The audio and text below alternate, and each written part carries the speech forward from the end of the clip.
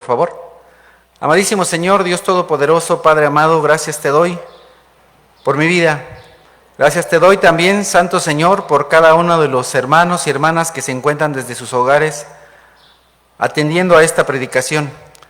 Te suplico, por favor, amado Padre, que abras nuestras mentes y nuestros corazones a tu palabra, que nos hagas receptivos y también que nos ayudes a que todo lo que aprendamos el día de hoy lo llevemos a la práctica, Señor. Te lo suplico, amado Padre, en el nombre precioso de nuestro Señor y Salvador Cristo Jesús. Amén. La palabra del Señor nos dice en Efesios 4, versículos 1 al 3. Por eso yo, que estoy preso por la causa del Señor, les ruego que vivan de una manera digna del llamamiento que han recibido, siempre humildes y amables,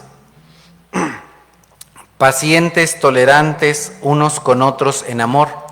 Esfuércense por mantener la unidad del Espíritu mediante el vínculo de la paz. Recientemente, varios de nuestros jóvenes realizaron exámenes para su admisión en escuelas preparatorias, universidades. Y entonces los jóvenes y las familias hacen compromisos para que sus hijos vayan a la escuela, para que tengan todo lo necesario como libros, materiales, dinero para sus transportes y algunos posiblemente, una vez que están dentro de la escuela, tal vez se inscriben en algún equipo deportivo y entonces también hacen un compromiso de llevar el uniforme, de comprar zapatos deportivos, etcétera. Y las personas en este mundo normalmente hacen compromisos y normalmente se esfuerzan para cumplirlos. Y también hay ya muchos gimnasios que nuevamente están funcionando. Hay clases de Zumba, las clases de Zumba ya están abriendo de nuevo. Incluso antes de la pandemia estaban operando y las personas hacen un compromiso por asistir y estar ahí puntuales.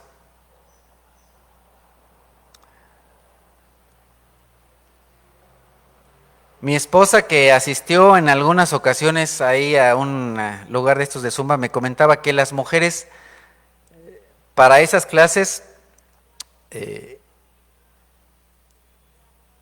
llegan bien temprano para obtener un lugar muy cerca de donde está el instructor o la instructora y seguir sus pasos, seguir las indicaciones del instructor. Procuran estar ahí muy pegados y podríamos dar un montón de ejemplos así como estos, de cómo las personas se comprometen y se esfuerzan por cumplir sus compromisos en la escuela, en el trabajo, o qué tal las metas de producción, las metas en los clubes deportivos. Y creo yo que si las personas hacen compromisos y se esfuerzan por cosas que verdaderamente, honestamente, eternamente no valen tanto la pena, debemos pensar cómo es que nosotros, como cristianos, podemos hacer un compromiso de alto nivel, como caminar como Dios nos ha pedido que caminemos dentro del marco de su propia iglesia amada. Creo que deberíamos, ¿no lo crees? Creo que esto es lo que Pablo nos está llamando a hacer en los capítulos últimos de la epístola a los Efesios, en los 3 últimos capítulos. Voy a leer nuevamente el versículo 1 de Efesios 4. Nos dice la Escritura: por eso yo, que estoy preso por la causa del Señor, les ruego que vivan de una manera digna del llamamiento que han recibido. En otras palabras, tenemos en los 3 primeros capítulos los derechos, los honores, los privilegios de ser cristiano. Y ahora en los últimos 3 capítulos, Pablo dice, aquí están ahora los deberes. Si tú quieres tener una parte significativa en la iglesia de Dios, si tú quieres ser alguien que importe en su iglesia, si tú quieres adornar la doctrina de Cristo, si tú quieres adornar la doctrina de Dios, si tú quieres extender el reino, si tú realmente crees esto, entonces aquí están los estándares mediante los cuales debes caminar.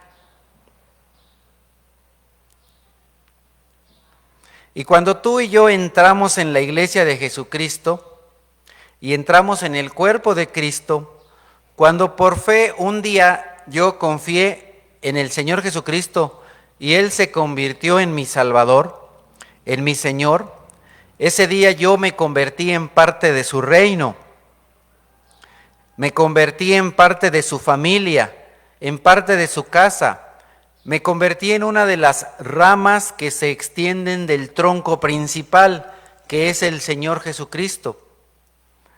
Me volví parte de Cristo, yo soy parte de Cristo, yo soy parte del cuerpo de Cristo.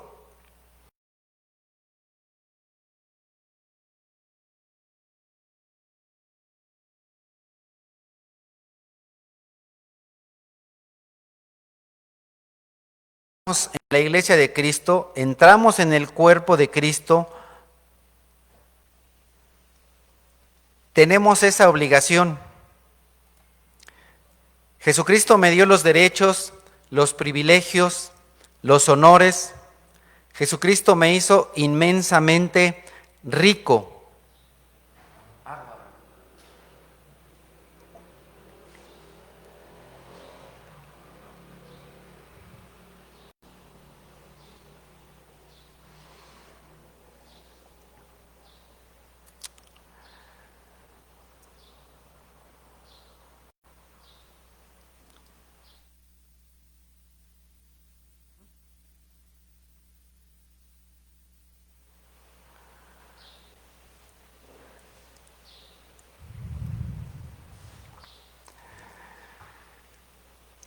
Jesucristo me bendijo con toda bendición espiritual en los lugares celestiales, en Cristo Jesús. Jesucristo ha apartado un futuro para mí, para mi beneficio, en todas las edades venideras. Jesús derramará toda su gracia y su bondad hacia nosotros los que creemos. Él ha hecho esto por mí. Y ahora, en el capítulo 4, hay un por tanto o por eso, según la traducción que tú tengas en tus manos. Y ahora yo tengo que moverme de acuerdo a todas las promesas anteriores para mí. El apóstol Pablo viene de una manera fuerte y clara, diciendo, anden como es digno de esa vocación, anden de acuerdo a ese llamado, vivan de acuerdo a la luz de ese estándar. El Señor espera que actuemos como miembros de su cuerpo. Dios espera que vayamos hacia donde Él va, en la misma dirección. Dios espera que nosotros, cada uno de nosotros, establezcamos la meta donde Él ya puso la meta. Que tengamos nuestro objetivo siendo su objetivo. Dios espera que seamos como el Señor Jesucristo. Y también Dios espera que seamos un ejemplo de vida para el mundo. La primera epístola del apóstol Pedro, en el capítulo 2, versículo 15, nos dice, porque esta es la voluntad de Dios, que practicando el bien hagan callar la ignorancia de los insensatos. En otras palabras, debemos callar la boca de los críticos por la manera en la que vivimos. Y me imagino que esta es la razón por la que digo esto con tanta frecuencia. Es tan triste que la mayoría de los cristianos no caminan de una manera digna del llamado que han recibido. En el cuerpo de Cristo, Dios espera que seamos conforme a Jesucristo, de la misma forma que Jesucristo, de la misma manera que Jesucristo, no solamente cumplir con reglas y normas a partir del temor. Tengo temor a Dios y entonces por eso voy a hacer esto o aquello, sino que a partir de un profundo amor hacia Dios Padre y hacia su Hijo Jesucristo, por el amor que le tengo yo a Jesucristo, Dios Padre espera que yo actúe igual que Jesús, por amor a Dios Padre y por amor a su Hijo Jesucristo. Dios espera que yo tenga el deseo de hacer lo que Dios quiere que yo haga. Entonces es importante que yo, debido a todo lo que Él ha hecho por mí, tenga el deseo de hacer las cosas que Él me manda, que Él me pide. Yo quiero andar como es digno, quiero ser un digno hijo de Dios. El creyente se llama a sí mismo hijo de Dios. El creyente se ha unido a la familia de Dios, le pertenece al Padre Celestial, y eso dice mucho respecto de cómo debe vivir. Si yo soy el hijo de mi Padre, entonces tengo que honrar a mi Padre. Es un fracaso muy triste nuestro comportamiento, nuestro compromiso con Dios, ya que en muchas ocasiones no vivimos a la luz de la identidad que tenemos en Cristo. Pablo nos dice en la epístola a los Filipenses, en el capítulo 1, versículo 27, pase lo que pase, compórtense de una manera digna del Evangelio de Cristo. De este modo, ya sea que vaya a verlos o que, estando ausente, solo tenga noticias de ustedes, sabré que siguen firmes en un mismo propósito, luchando unánimes por la fe del Evangelio. Si ustedes se dan cuenta, dice aquí, pase lo que pase. Tenemos situaciones de alegría, de gozo, también tenemos situaciones de tristeza. Pero el Señor nuestro Dios nos dice a través del apóstol Pablo, pase lo que pase. Compórtense de una manera digna del Evangelio de Cristo. Amados hermanos, nos tenemos que comportar así, no importa lo que pase. En cada situación que viene a tu vida, te debes preguntar, ¿así se comportaría Cristo en esta manera, en este momento? En este momento de aflicción, ¿así se comportaría Cristo? En este momento de alegría, ¿así se comportaría Cristo? En este momento de enfermedad, de tristeza, ¿así se comportaría Cristo? Debemos comportarnos de una manera digna del Evangelio que nosotros profesamos, del Evangelio en el cual decimos que creemos. Tenemos que estar al nivel del Evangelio. La realidad tan alta, la realidad tan suprema, tan exaltada del Evangelio, demanda de nosotros una manera de vivir así, suprema, alta. Y eso es precisamente al punto al que lleguemos en Efesios 4. Los primeros 3 capítulos son una verdad posicional. ¿En qué posición estás delante de Dios? ¿En qué posición Dios te ha puesto? ¿Dónde Dios te ha colocado?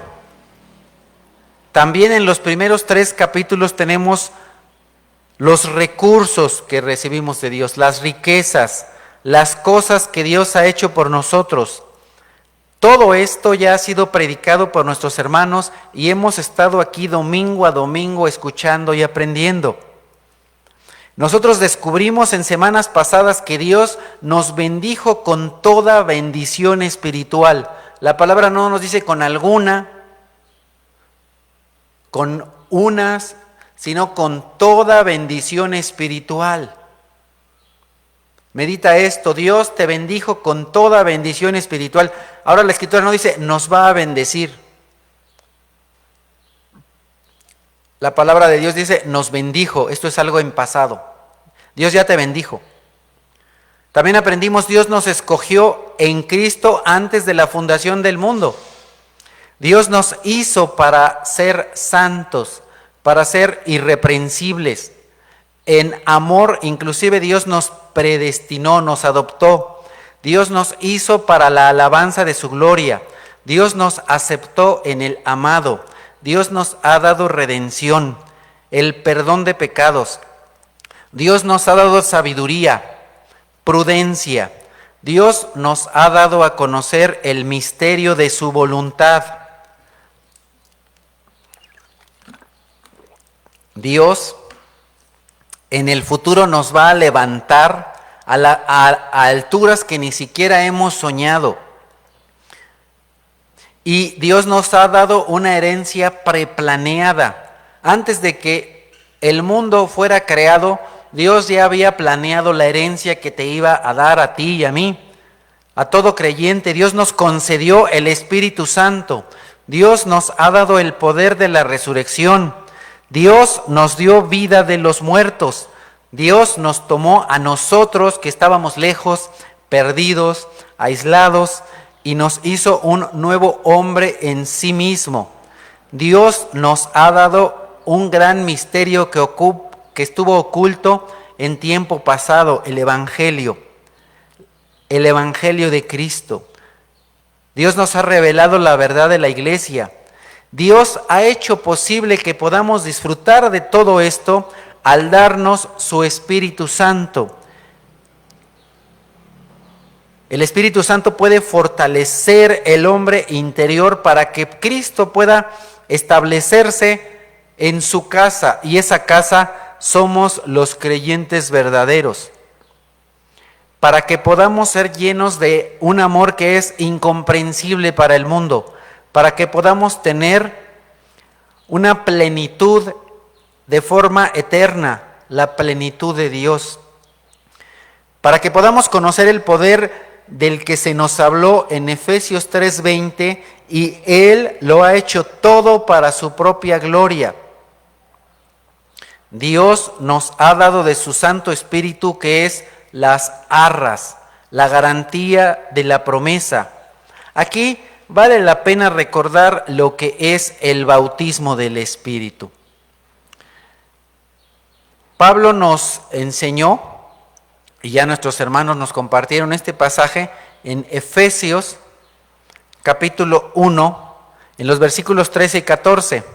En Él, es decir, en Cristo, en Él también ustedes, cuando oyeron el mensaje de la verdad, el evangelio que les trajo la salvación, y lo creyeron, fueron marcados con el sello que es el Espíritu Santo prometido.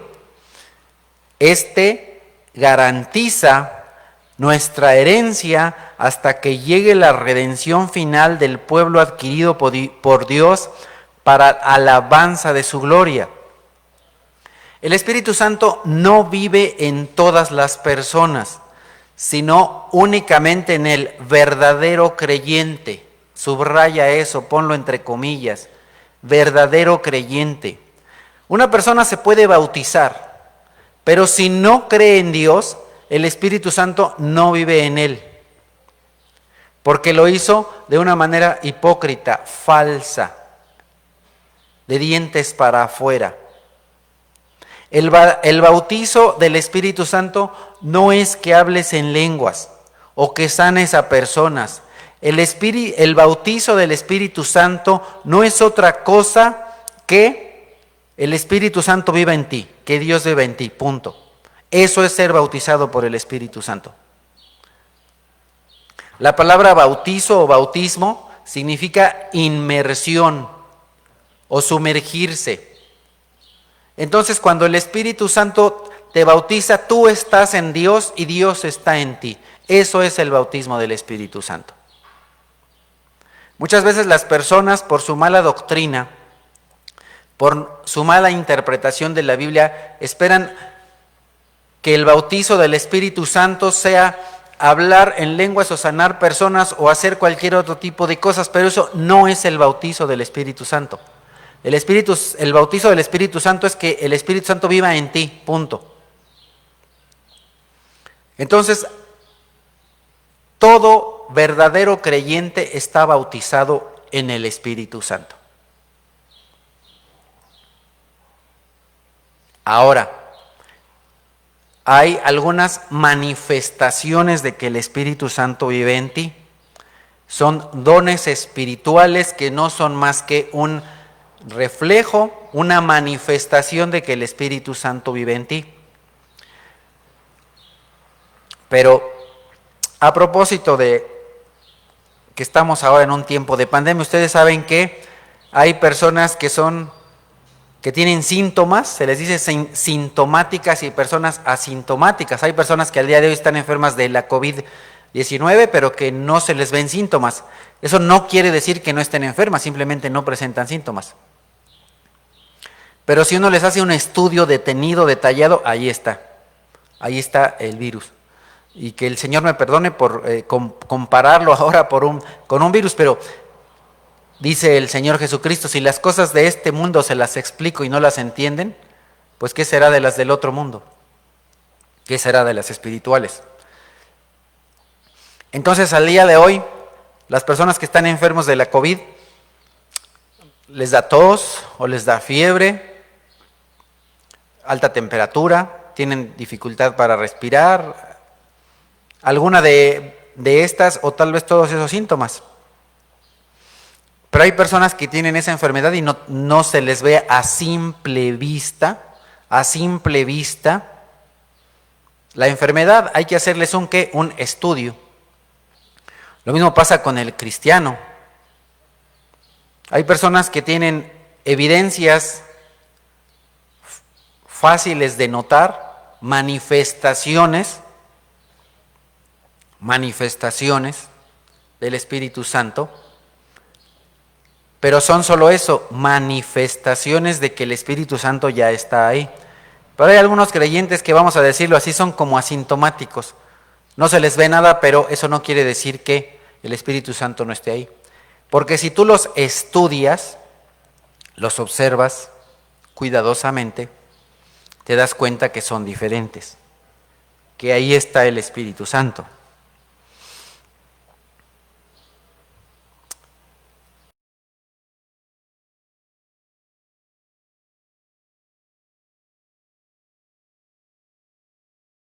Puede ser lleno del Espíritu Santo. Todo creyente es bautizado en el Espíritu, todo creyente. Si un creyente no está bautizado en el Espíritu Santo, entonces simplemente no es creyente, no es salvo, no es cristiano.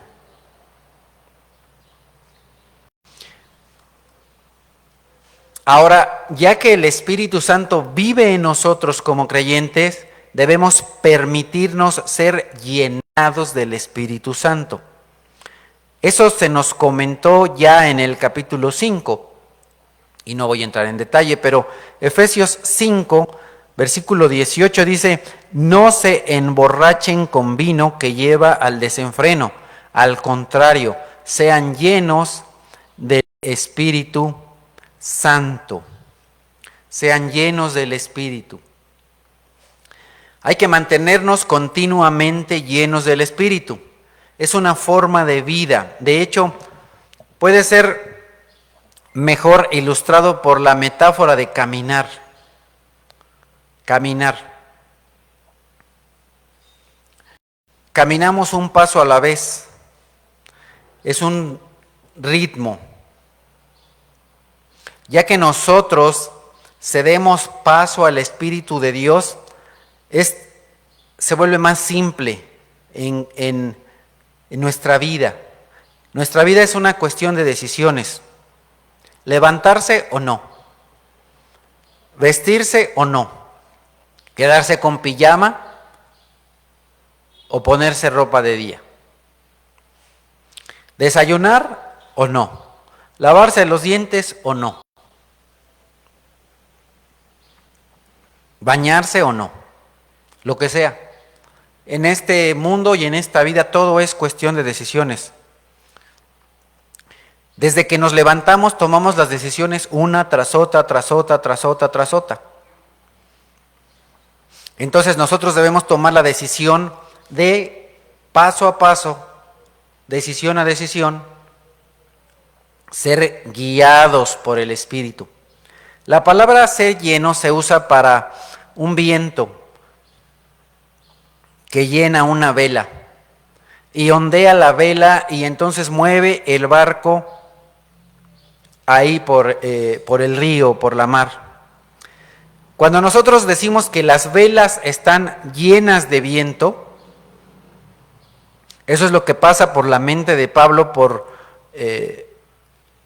cuando quiere explicarnos el principio de ser llevado. Cuando tú pones un barco ahí en un río con una vela, entonces la vela se llena de aire y entonces el barco es llevado, es empujado, es movido. El ser llenos del Espíritu Santo tiene ese mismo sentido de ser empujado, llevado, guiado, movido. Entonces, en otras palabras, tú no te mueves en tu propia energía, no te mueves en tu propia carne, sino que el Espíritu Santo es el que te lleva, te impulsa. No son ya tus ideas, no te mueves hacia tus propios ideales. No por tu propia mala voluntad o voluntad pecaminosa, sino que tú eres arrastrado por el viento del Espíritu Santo de Dios que te lleva por el camino que Él quiere que vayas. Tal como aquellos que escribieron las Escrituras fueron llevados, guiados por el Espíritu Santo de Dios, la palabra lleno también se usa a veces para hablar de algo que impregna. Tenemos, por ejemplo, la sal. La sal impregna, de hecho, impregna también que si tú le pones suficiente sal a algo, lo va a conservar. También cuando tú quieres comer algo, le pones sal, eso le da sabor, como cuando marinas una carne. También la palabra ser lleno tiene el sentido de ser controlado por algo, en este caso por alguien. De esa manera tú te puedes llenar de dolor, de tristeza, de ira, y eso es lo que te controla. Conozco a personas que están llenas de tristeza, ¿y qué es lo que controla su vida? La tristeza. Conozco a personas que están enojadas con el mundo, están enojadas con sus padres porque tal vez de jóvenes o de niños no les dieron algo y entonces su vida es guiada por ese enojo o por esa ira. Entonces tú, así como te puedes llenar de dolor, de tristeza, de ira o tal vez de alegría, y eso es lo que te controla, así también el ser lleno del Espíritu te lleva a ser controlado por el Espíritu. Veamos el ejemplo de nuestro Señor Jesús en el Santo Evangelio según San Lucas en el capítulo 4, versículo 1. Nos dice la Escritura, Jesús, lleno del Espíritu Santo,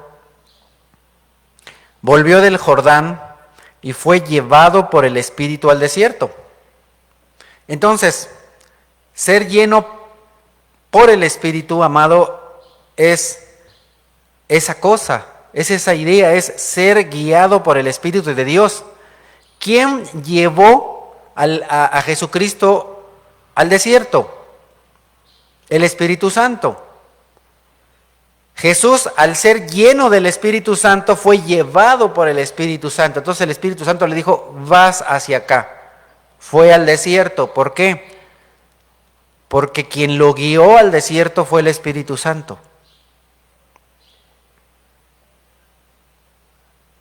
Entonces tú vas a ir a donde Dios quiere que vayas si tú te permites ser llenos del Espíritu Santo.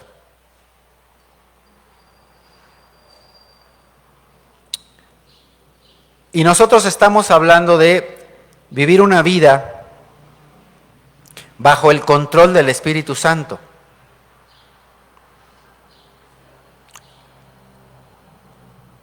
Nuevamente, ser lleno del Espíritu Santo es ser impregnado por el Espíritu de Dios, controlado por el Espíritu de Dios. Y si tú eres un verdadero creyente, el Espíritu Santo está aquí, vive en ti. Y si tú no vives de la manera que Él quiere que vivas, lo que va a suceder es que lo entristeces.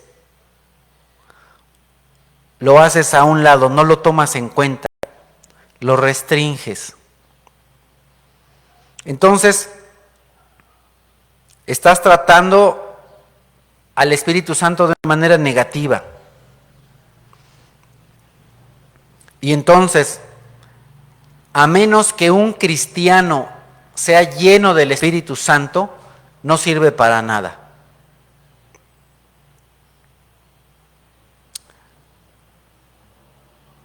Ya antes escuchamos una predicación en la que aprendimos que el estar lleno del Espíritu Santo trae consecuencias o resultados visibles.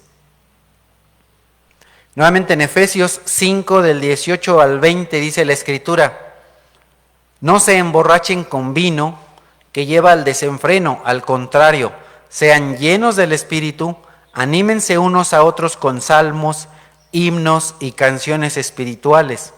Canten y alaben al Señor con el corazón, dando siempre gracias a Dios el Padre por todo, en el nombre de nuestro Señor Jesucristo. Sométanse unos a otros por reverencia a Cristo. Y es importante subrayar que hay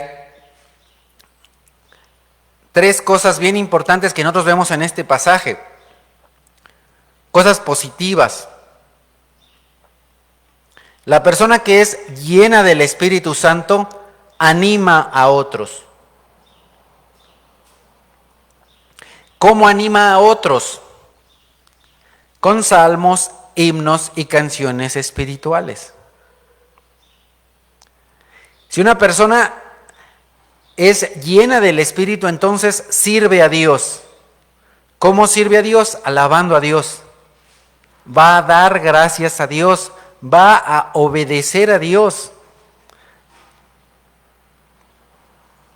Y no solamente va a obedecer a Dios, sino que también se somete a otros creyentes.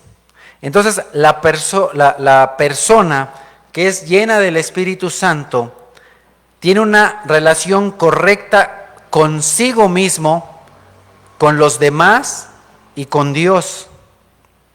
Ser lleno del Espíritu Santo tiene entonces esa idea de ser guiado por el Espíritu.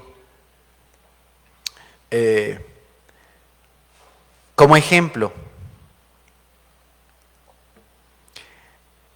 a ver, por aquí tengo uno.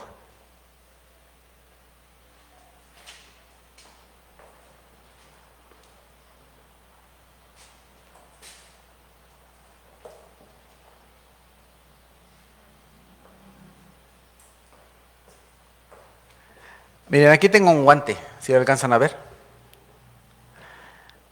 Entonces, es difícil que a este guante yo le diga, guante, muévete, guante, no, ¿verdad? ¿Qué es lo que hace que este guante haga una cosa u otra? Para que un guante haga algo, tiene que ser lleno. Una vez que yo lleno este guante, entonces sí, al guante le puedo decir que mueva, es más, lo muevo, ¿verdad? ¿Por qué el guante se mueve? ¿Qué es lo que hace que el guante se mueva? Ser lleno. Si este guante no está lleno, entonces este guante es un guante inútil. Así el cristiano que no está lleno del Espíritu Santo de Dios es un cristiano inútil. Entonces, ¿quién controla el guante? La mano. ¿Quién controla al verdadero creyente? El Espíritu Santo de Dios. En enero de 2019 tenemos otra predicación también a donde hablamos de ser lleno del Espíritu Santo. Lo puedes buscar ahí en nuestro canal de YouTube.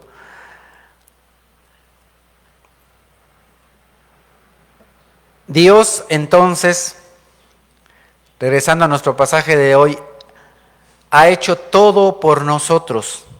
Entonces Pablo dice, anden como es digno.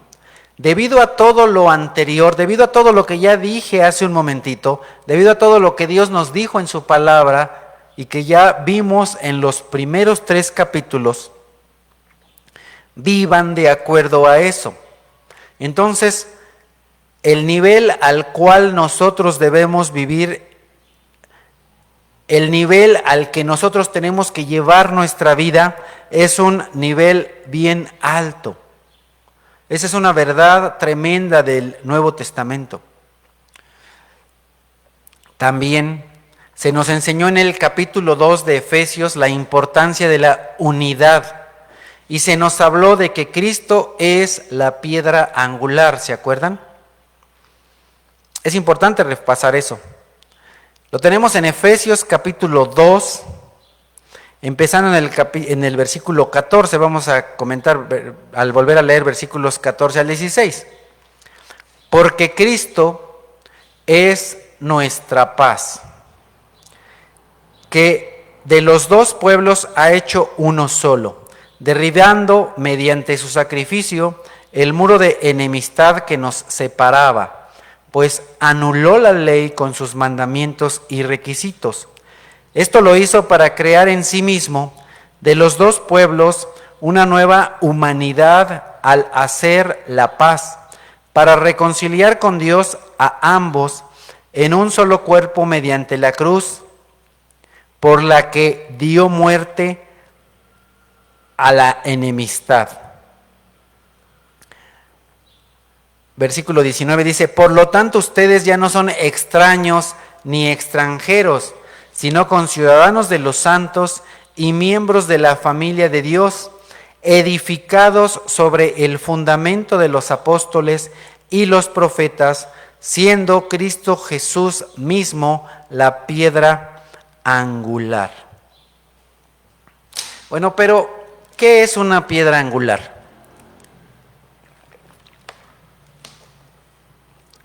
El concepto, de piedra angular o piedra base se deriva de la primera piedra en la construcción, de una base de una cimentación de albañilería. Es la piedra más importante, ya que todas las otras piedras se establecerán en referencia de esta piedra. Entonces, quien determina la posición de toda la estructura es la piedra angular. Entonces, Jesucristo se convierte no solamente en la piedra base, en el fundamento, en lo que está abajo y sostiene toda la construcción, sino también lo que permite que todo esté perfectamente bien alineado. Una piedra angular se escogía de una piedra que tenía que ser perfecta, con ángulos rectos, como un cubo perfecto. ¿Sí sabemos lo que es un cubo? Ajá. 4 lados exactamente iguales.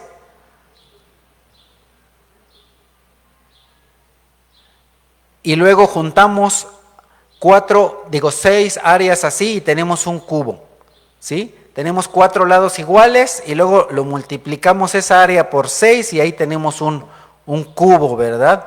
Una piedra angular era un cubo perfecto. Entonces, es importante ver esto porque tenemos por aquí, y me voy a adelantar un poquito. Tenemos por ahí unas imágenes de unas vigas de cimentación. ¿Ya la tenemos ahí?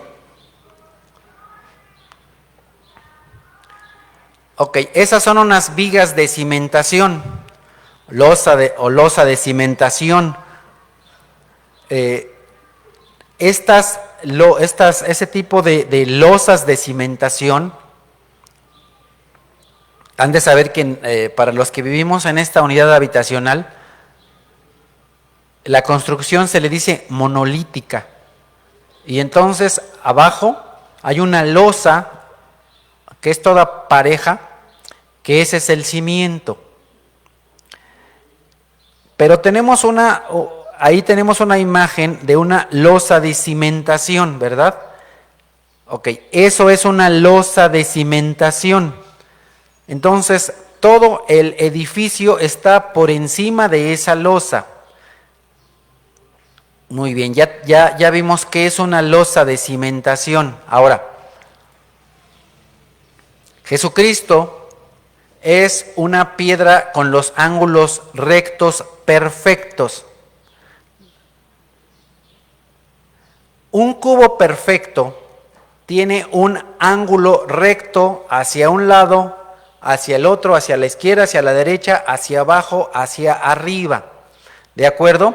Entonces eso es súper importante, porque toda la construcción va a estar perfectamente alineada.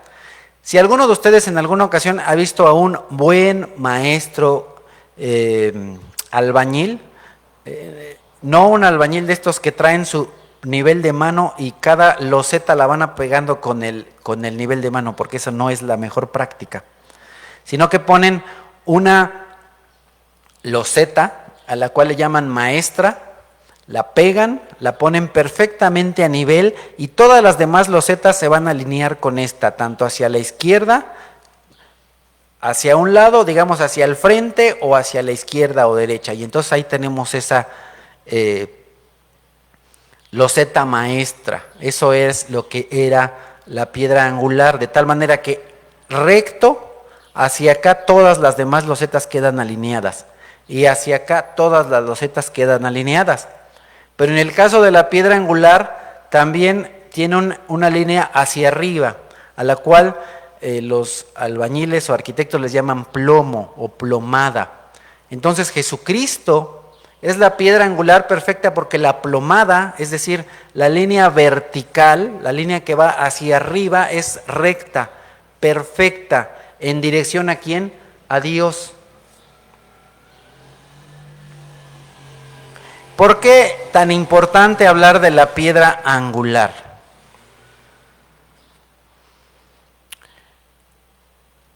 Porque es importante saber que en este pasaje Jesús no funge como arquitecto, ni tampoco los apóstoles son arquitectos. Al día de hoy tampoco yo soy arquitecto. ¿Quién es el arquitecto? El arquitecto es Dios. Dios es el arquitecto, el que en su mente creó todo. En este pasaje, Jesucristo es la piedra angular.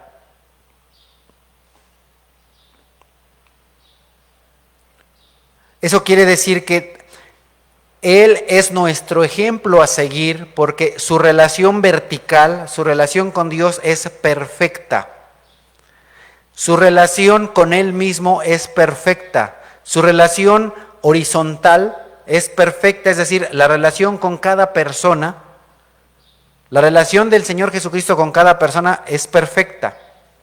Entonces, Él es nuestra piedra angular porque Él es nuestra muestra, nuestro modelo a seguir, para que nuestra relación con Dios sea perfecta, nuestra relación con los demás sea perfecta.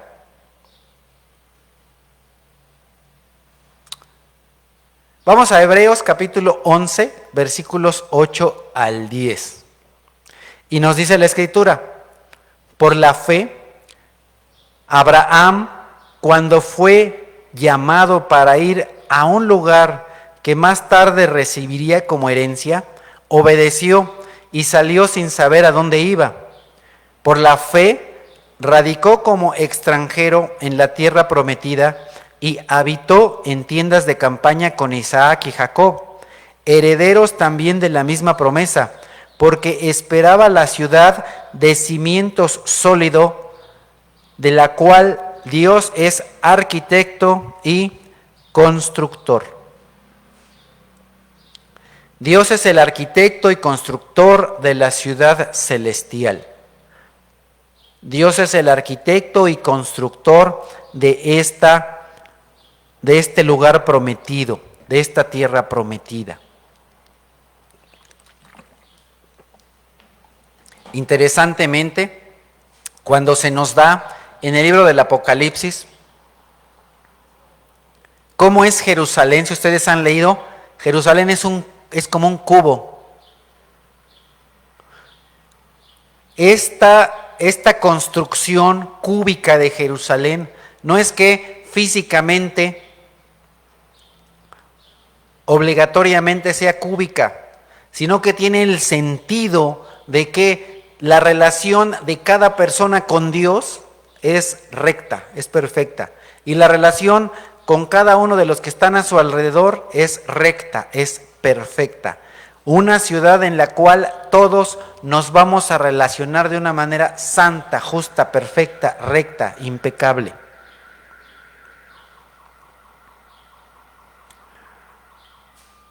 Mateo 16, versículos 15 al 18. Está aquí el Señor Jesucristo conversando con sus discípulos y en algún momento les pregunta a los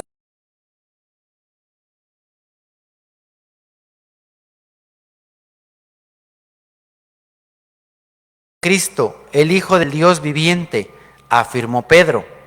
Dichoso tú, Simón, hijo de Jonás, le dijo Jesús, porque eso no te lo reveló carne humana, sino mi Padre que está en el cielo.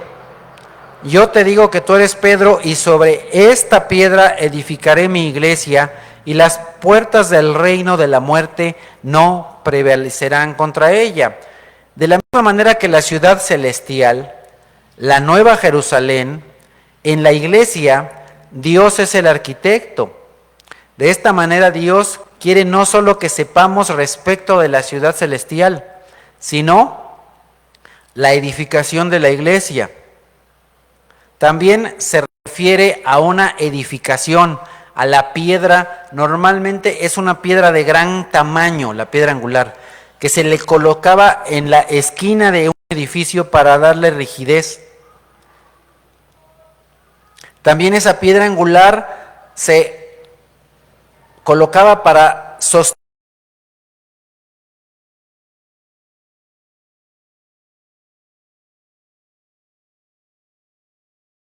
edificios antiguos. Si ustedes llegan a ver, se embellece.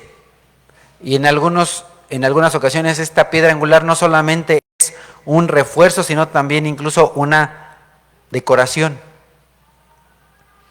Cuando dice el Señor Jesús, sobre esta piedra edificaré mi iglesia, no se está refiriendo a Pedro, sino a Él mismo. Jesús es la piedra angular. Jesucristo le está diciendo, tú eres Pedro, y sobre esta piedra, se refiere a él mismo, edificaré mi iglesia. Yo soy la piedra angular. Entonces, Jesucristo es el que nos da el nivel. Jesucristo es el que nos da el plomo. Jesucristo es el que nos da la horizontal y Jesucristo es el que nos da la vertical. Ahora, al día de hoy, al igual que en la antigüedad, se sigue utilizando un cimiento, un fundamento. El cimiento une todo. Así como en la antigüedad, esa piedra angular estaba debajo de todo y los apóstoles son columnas, no cimiento. El cimiento es Jesús, la base es Jesús. Vamos a ver nuevamente nuestra foto ahí de lo que son las vigas de la losa de cimentación. Ahí tenemos una losa de cimentación, toda esa parte plana, es la segunda imagen. Toda esa parte plana, grande, es la losa de cimentación, el fundamento, la piedra angular. Y ahí en nuestra imagen vemos 6 columnas. El Señor nuestro Dios no puso 6, sino 12. Pero bueno, no tenía yo un dibujo de 12. Pero esas 6 multiplícanla por 2. Ahí están la base o el fundamento y las columnas. La Biblia nos habla de columnas. La columna es un elemento arquitectónico vertical que va hacia arriba. A veces es circular y en muchas hay cuadrangular. También se le denomina pilar, columna o pilar. ¿Por qué hablar de esto? Porque es importante para nosotros entender quién es el arquitecto y no confundirnos. ¿Quién es la piedra angular o fundamento? ¿Y quiénes son las columnas? Porque la Biblia también nos habla de eso. Gálatas capítulo 2, versículos 8 y 9 nos dice: el mismo Dios que facultó a Pedro como apóstol de los judíos, me facultó también a mí como apóstol de los gentiles.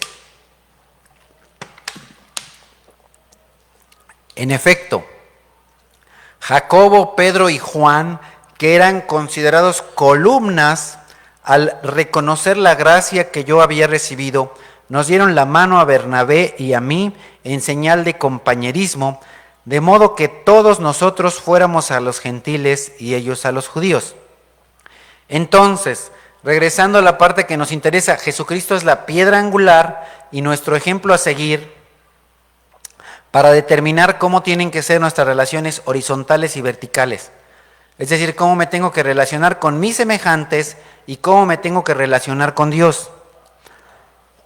Jesucristo, al ser la piedra fundamental, está como la base, de tal manera que todo cristiano va siendo como un ladrillo colocado en la construcción y cada miembro, cada bloque se une al otro por medio de un pegamento. ¿Y cuál es el pegamento o el mejor pegamento con el que nos vamos uniendo cada bloque o cada ladrillo? Nosotros somos un bloque. Colosenses capítulo 3, versículo 14. El apóstol Pablo nos dice: por encima de todo, vístanse de amor, que es el vínculo perfecto. Así es como nos vamos pegando, así es como nos vamos uniendo, cristiano a cristiano, uno a otro. El día de hoy es clase como que de construcción dentro de todo, ¿verdad? Tenemos un fundamento, tenemos unas columnas, tenemos a los bloques y tenemos un pegamento. El pegamento es el amor. Colosenses capítulo 2, versículos 2 y 3 dice: quiero que lo sepan para que cobren ánimo, permanezcan unidos por amor y tengan toda la riqueza que proviene de la convicción y del entendimiento.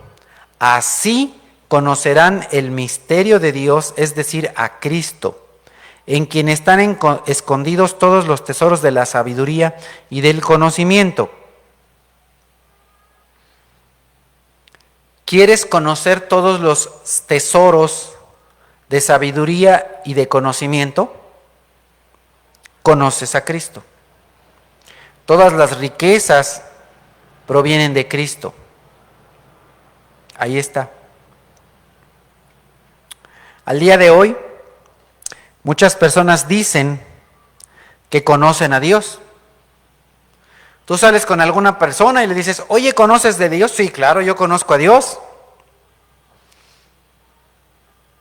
Tú a lo mejor en algún momento te preguntaba que si conocías a Dios, y sí, tú sales ahorita a la calle y preguntas a alguna persona: oye, ¿conoces a Dios? Sí. Pero mira qué es lo que nos dice la Escritura. En la primera epístola del apóstol Juan, en el capítulo 2, nos dice, y comienza con una pregunta, el versículo 3. ¿Cómo sabemos si hemos llegado a conocer a Dios? Es muy interesante esta pregunta. ¿Cómo sabemos si hemos llegado a conocer a Dios? Si obedecemos, ahí está la respuesta, si obedecemos sus mandamientos. El que afirma lo conozco pero no obedece sus mandamientos es un mentiroso y no tiene la verdad. Entonces, amado, ¿obedeces los mandamientos de Dios?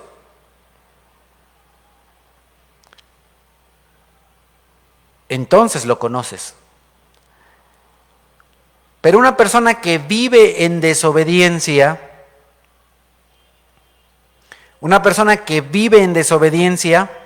no conoce a Dios.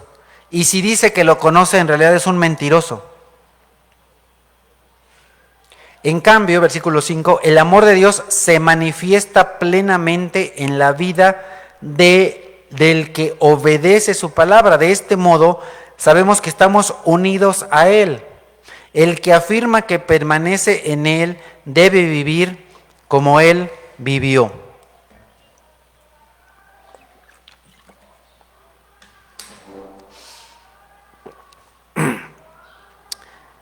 ¿Por qué todo esto? ¿De qué estamos hablando?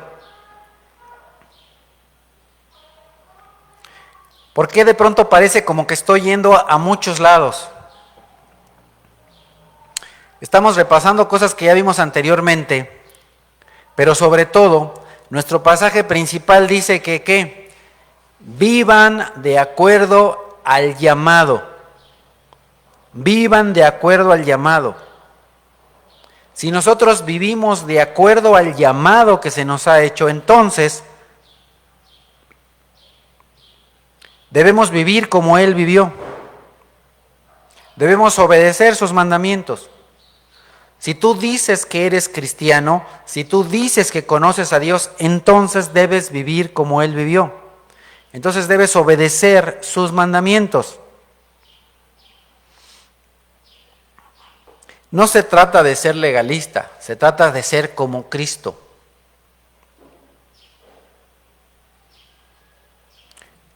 El que afirma que permanece en Él debe vivir como Él vivió. Entonces nosotros tenemos que estar pegados los unos a los otros y pegados a Dios. ¿Cómo nos mantenemos pegados a Dios? Obedeciendo.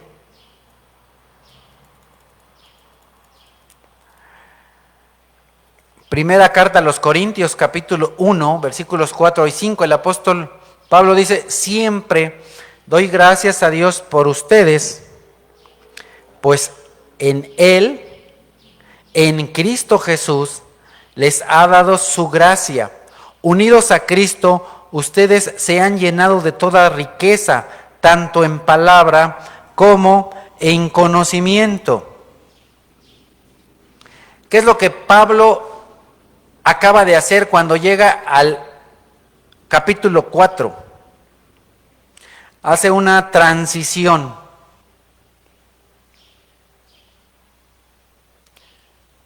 Una transición de la doctrina al deber, del precepto o principio a la práctica, de la teología, es decir, del conocimiento de Dios a la vida diaria. Creo que ya se nos terminó el tiempo de la predicación. Entonces vamos a hacer una pausa. Vamos a hacer una pausa en nuestra meditación del día de hoy. Creo que aprendimos un montón de cosas, espero.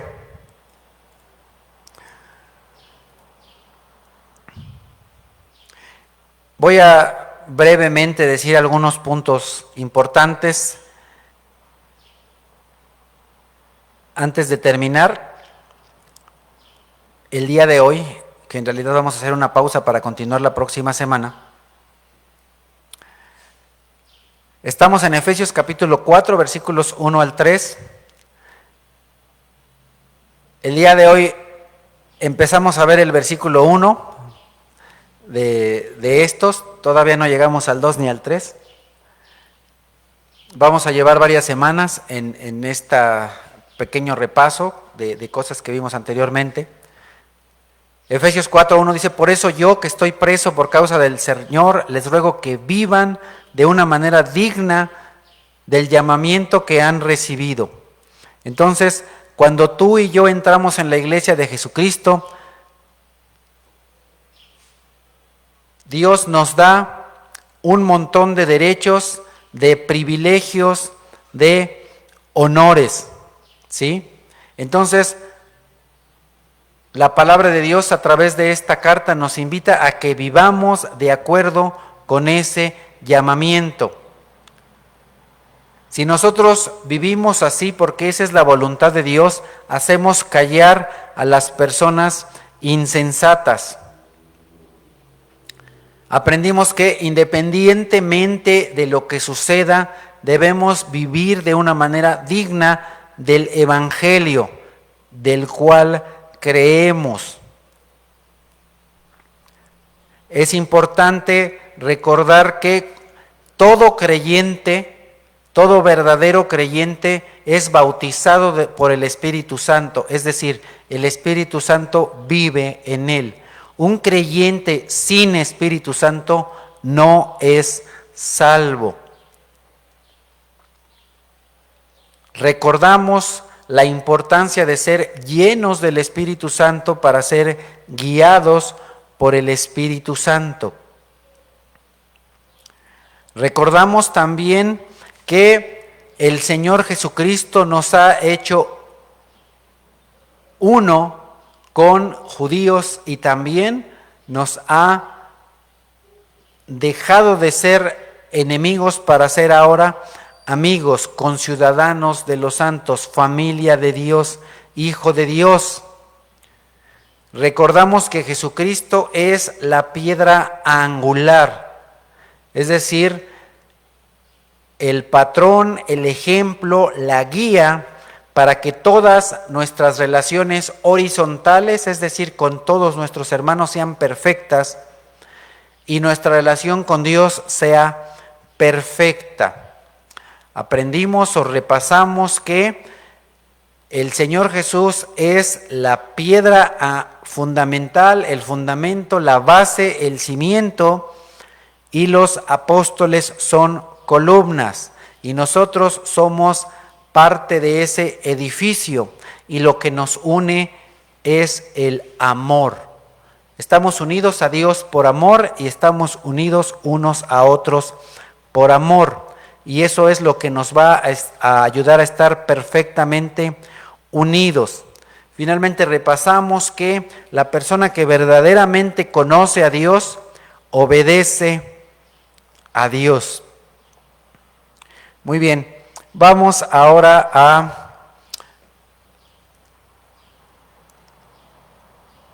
dar paso a algunas alabanzas.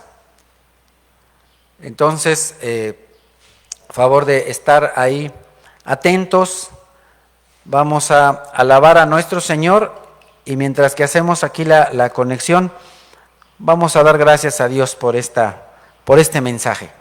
Amado Señor, te doy gracias por la oportunidad que nos das de aprender de ti, por la oportunidad que nos das de aprender de la Biblia, de tu palabra.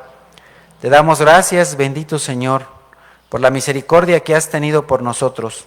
Te damos gracias por todas las hermosas y maravillosas promesas que encontramos en los primeros capítulos de esta epístola a los Efesios, la cual estamos repasando el día de hoy porque tiene puntos sumamente importantes para nosotros, Padre. Te doy gracias por cada hermano y hermana que el día de hoy estuvieron atentos de esta predicación. Te suplico por favor que les bendigas abundantemente. Los pongo en tus manos, bendito Padre. Y también, Señor, te doy gracias por ellos en el nombre precioso de Cristo Jesús. Amén.